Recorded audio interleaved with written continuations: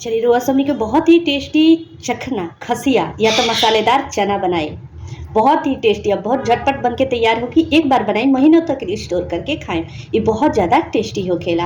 एकरा के ज़्यादातर बिहार भाषा में हमने के खसिया कहे लीजा, कोई कोई चखना भी कहेला।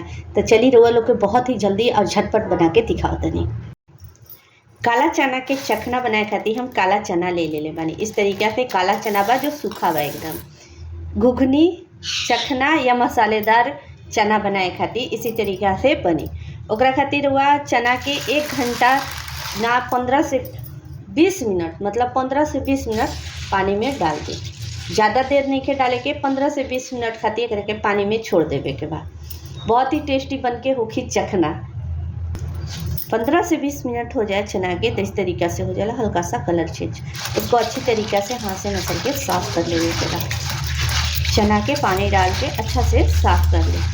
देखिए अब एक के साफ कर लेते हैं। चलिए तो चना के अच्छा से हम इस तरीके से साफ कर ले बानी। अब एक के मसालेदार चखना बनावल जाओ। चखना बनाए खातिर एक कढ़ाई में थोड़ा सा तेल डालम। ज़्यादा तेल की जरूरत ना पड़ेला, हल्का सा तेल के थोड़ा सा गर्म हो जाए दी। तेल जब अच्छा से गर्म हो जाए तो इसमें डाल दे हम चना के। चना के साथ में डाला लहसुन के पेस्ट, हल्दी पाउडर, लाल मिर्च पाउडर, जीरा पाउडर, धनिया पाउडर, हल्का सा गोलकी पाउडर, स्वाद के अनुसार नमक। एक रखे अच्छी से भूने के बाद आँच की मीडियम कर देना और एक रखे भूना जब तक ले मसाला अच्छा से एकरा में फेटा ना जाए तब तक ले भूने के बाद। इसमें पानी की ज़रूरत ना पड़ी, आराम से ये तैयार हो जाए।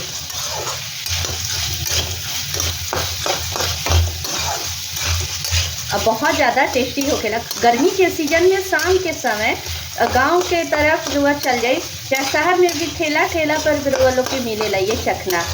अच्छा हमने के ज़्यादातर खसिया कहे ली जाते, ये खसिया मिल जाला। खसिया हर एक जगह मिलेला गर्मी के सीजन में। ज़्यादातर बिहार में तो हमने के यहाँ घर पे बनावल जाला, लेकिन मार्केट में भी खसिया मिल जाला। एक के बहुत ही मशहूर खसिया है, चना के खसिया बना दी और शाम के समय आदमी दोना में ले के खाई जाला। बहुत टेस्टी लगेला। बन के तैयार जब हो जाए तो बहुत ज़्यादा टेस्टी लगे। एक अच्छा से भुने के बाद जब तक ले ये भुना ना जाए चलाते हुए एक के खसिया तैयार हो जाए। चलिए तो खसिया के आराम से रहुआ भून लीजिए। 5 से 10 मिनट में आराम से ये भून के तैयार होला। अब एक के रहुआ स्टोर करे के बाद तो एयर टाइट कंटेनर में 1 महीना तक ले खसिया के आराम से रहुआ खा सकते हैं। देखिए तो ये आराम से तैयार हो गई। अब गैस से हम बंद करा और निकाल के दिखाते हैं। चलिए तो देखिए चटपटा खसिया या तो रुआ एकरा के चखना कतरी बहुत ही टेस्टी बन के तैयार भइल बा। एकरा के रुआ प्याज के साथ खाइल जाला। बहुत ही टेस्टी बन के तैयार भइल बा।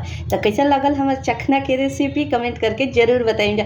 ज़्यादातर गर्मी के सीजन के हमनी के खसिया है चना के। तो इस तरीका से रुआ बनाए तो बहुत टेस्टी और बहुत झटपट तैयार होगी और महीनों तक स्टोर कर सकता नहीं। तो हमारे कैसा लगल कमेंट बॉक्स में ज़रूर बताएं। तब फिर मिला एक नया रेसिपी के साथ, एक मज़ेदार रेसिपी के साथ। हमारे रेसिपी देखे खातिर वो सभी के बहुत बहुत धन्यवाद।